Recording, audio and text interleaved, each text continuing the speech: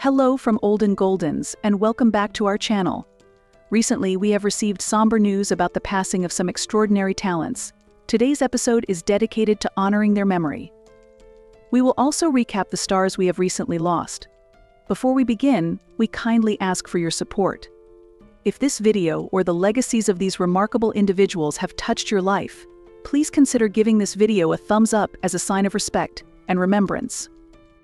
Abdul Duke Fakir, the last surviving member of legendary Motown Records group The Four Tops, who racked up 17 top 20, including the chart-topping classics I Can't Help Myself and Reach Out I'll Be There, died today at his home in Detroit.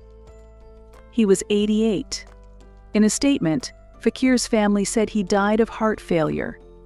After a string of non-charting singles for Chess Records in the 1950s, as the Four Aims, the group rebranded and signed with Berry Gordy's wildly successful Motown Records.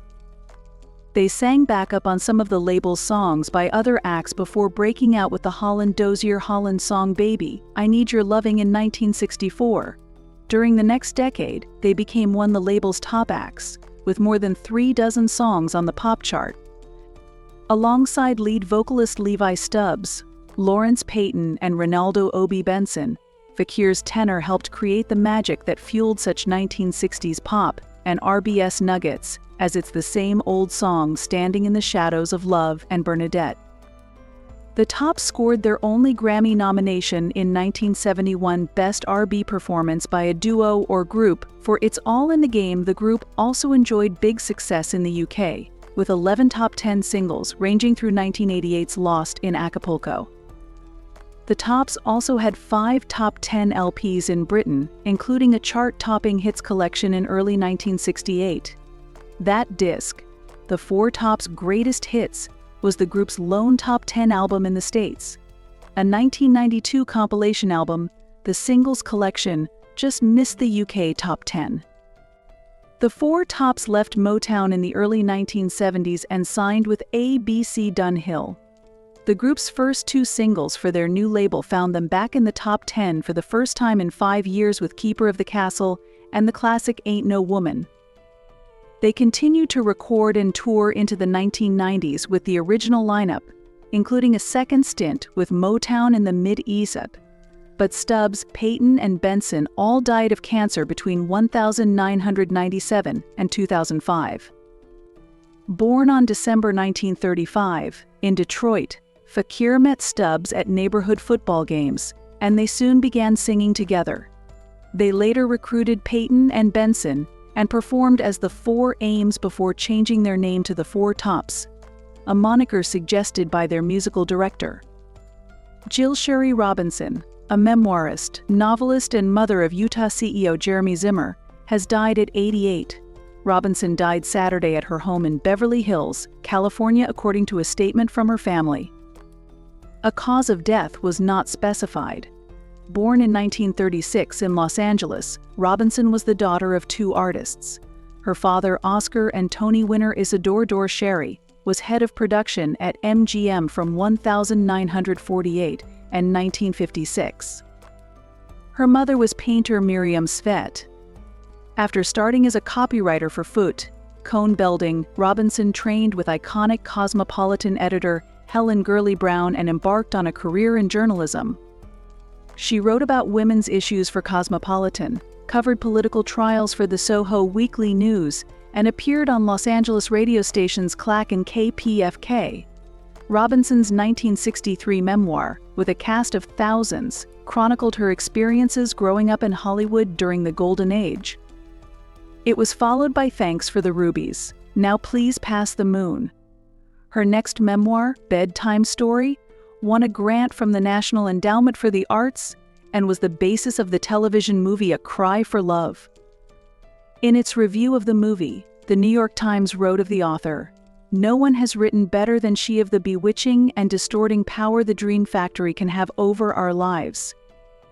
In 1978, Robinson branched into fiction with the novel Perdido, followed by Dr. Roxinger and The Age of Longing and Follow Me Through Paris. John Lahr, a critic at The New Yorker.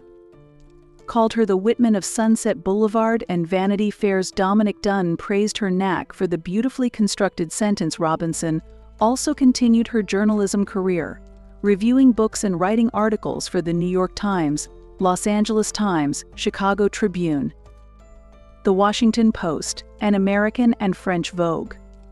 She relocated to London in the 80s and continued her journalism career, writing a series of columns on being an American in Britain for London's The Daily Telegraph.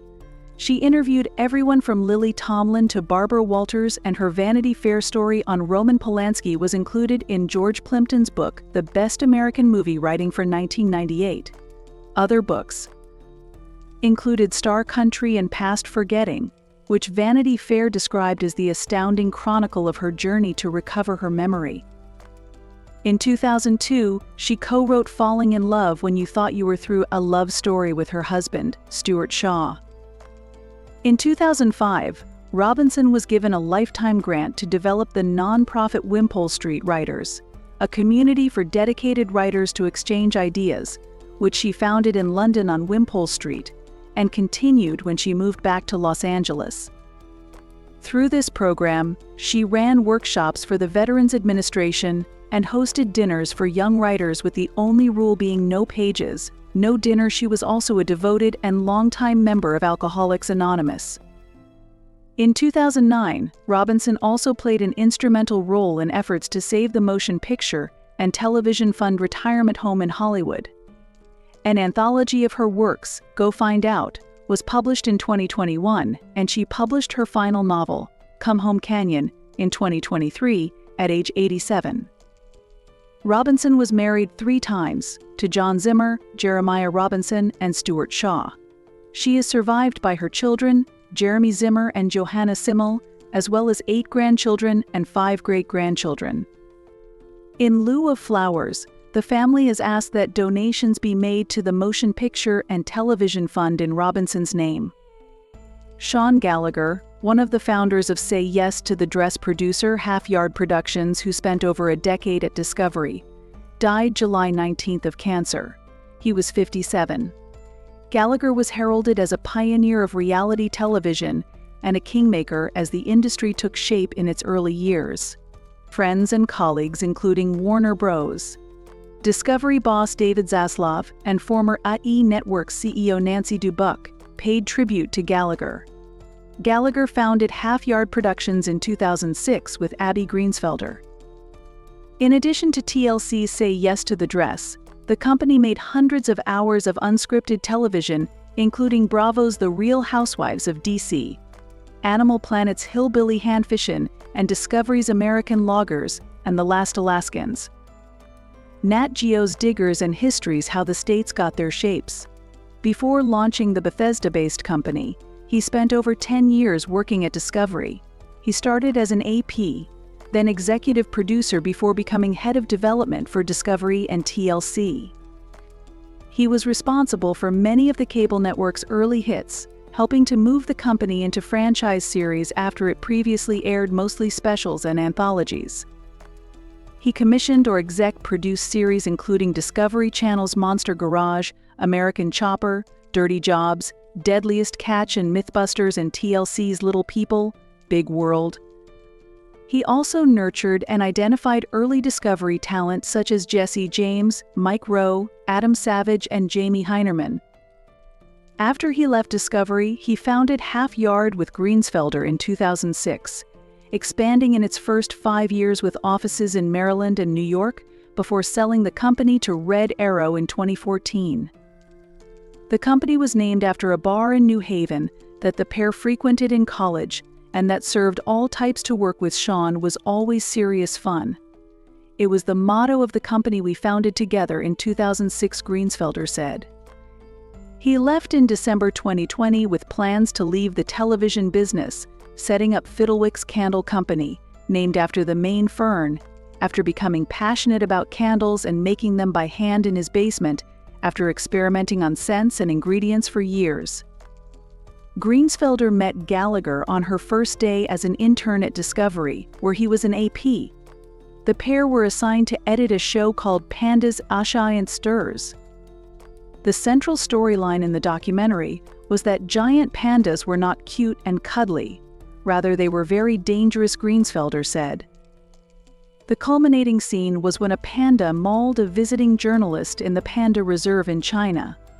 The poor translation from Chinese to English in the doc was "he panda cut off his penis." It was such a pity. This line sent us into fits of hysteria. And we somehow managed to figure out how to send the recording of that line to about 10 colleagues on the nascent voicemail phone forwarding system at Discovery. We finished the edit without that line due to broadcast sensitivities. And Ad Giant Stirs aired to great ratings. Little did I know then that Sean would become my business partner for well over 2 decades if you counted the years we worked together at Discovery. An Ironman competitor, keen runner, and former competitive swimmer, which got him into Southern Connecticut University, Gallagher was a very popular figure in the unscripted television business. Zaslav, president and CEO of Warner Bros. Discovery, said, "I was heartbroken to hear of Sean's passing. He was a fantastic person and a great talent behind so many wonderful shows, like the hit series Say Yes to the Dress."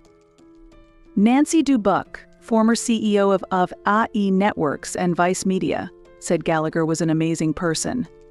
"I actually met Sean back in our Christian Science Monitor days, which is where he met his wife Deirdre too," she said. Sean's laugh and smile was infectious, and he had a way of lighting up a room that made whatever the situation was seem all right. The superlatives about Sean are many, but most of all he will be sorely missed by all who knew him. Wheelhouse Entertainment founder Brent Montgomery said Sean Gallagher was as big of a character as those he put on TV. He was genuine and one of the handful of folks who have made so many incredible hit TV shows both as a commissioner and producer. No matter how many folks were in a crowded room, the gravitational pull would bring us together and we would dream up ways to one day work together. Our community that prides itself off on our scrappy nature lost an all-time great today. Former colleague Howard Lee, who is now president of Discovery Channel Networks and TLC, added Sean was a class act with the brightest and sharpest creative sensibilities. We'll all miss him dearly. He was far too young to leave our world. Jerry Miller, one of the most influential musicians in the San Francisco music scene of the 1960s, died Saturday night in Tacoma, Washington, at age 81. No cause has been given. His death was reported on the Moby Grape Facebook fan page, and by journalist Eric Brenner. Sadly, Jerry Miller passed away last night, said the fan page post. Joe and the family are asking for everyone to please give them some privacy and respect, and Joe asked that people cease phone calls for the time being. Thank you. His career began in the late 1950s, playing and recording with popular Northwest dance rock bands. He contributed guitar work to an early version of the hit record I Fought the Law by the Bobby Fuller Four, and later toured with Fuller. Miller was a contemporary of Jimi Hendrix and Larry Coryell, and they would often get together to watch touring bands visiting the Seattle area. Moby Grape was formed in San Francisco in 1966, with Miller was the lead guitarist in the three-guitar band. The Grape signed with Columbia and recorded 4 albums for the label between 1967 and 1969. Miller co-wrote with Don Stevenson 3 of Moby Grape's best-known songs, Hey Grandma and Murder in My Heart, for the Judge. More recently, Hey Grandma was included in the soundtrack to the 2005 Sean Penn-Nicole Kidman film, The Interpreter. Moby Grape toured the US and Europe, but disbanded as of 1970. Members regrouped for an album in 1971 and played and recorded intermittently thereafter in various configurations. After Moby Grape, Miller went on to form the Rhythm Dukes, joining with organist Bill Champlin. Miller's guitar work was much admired by his contemporaries. Eric Clapton called him the best guitar player in the world when he first came to the United States. Robert Plant cites Miller as a major influence for Led Zeppelin, which played Moby Grape songs at its first rehearsal. Miller was voted 68 on Rolling Stone's list of the 100 greatest guitarists. The media outlet said of Miller, His playing was never self-indulgent, and his soloing was propulsive, always aware of where the song was headed. Breaking news of the day. At 86 years old, Bill Cosby is reportedly in pretty good health, according to his representative, who spoke, the aging comedian, who faced significant health issues including 2 life-sustaining surgeries in 2019 to clear blockages in his carotid arteries, has improved considerably since his release from prison in June 2021. His representative, Andrew Wyatt, detailed that Cosby gained 12 pounds in 12 days after returning home, largely due to the care provided by his wife, Camille, who is 79. Despite his physical recovery, Cosby is dealing with severe paranoia, fearing for his personal safety if he steps out in public. This anxiety is compounded by his complete blindness and reliance on a walking cane. According to Wyatt, Cosby and his wife Camille feel like prisoners in their own home due to potential threats from the public, particularly relating to the accusations from over 60 women of sexual misconduct, which have plagued Cosby in recent years. Wyatt revealed that the couple avoids watching the news to keep Cosby's blood pressure in check and are very cautious about their outings. He also shared that Cosby fears that someone might target him for fame, leading to an environment where even the family's safety feels compromised. The couple's isolation is a drastic shift from their previous public life, dictated by the fear of potential harm.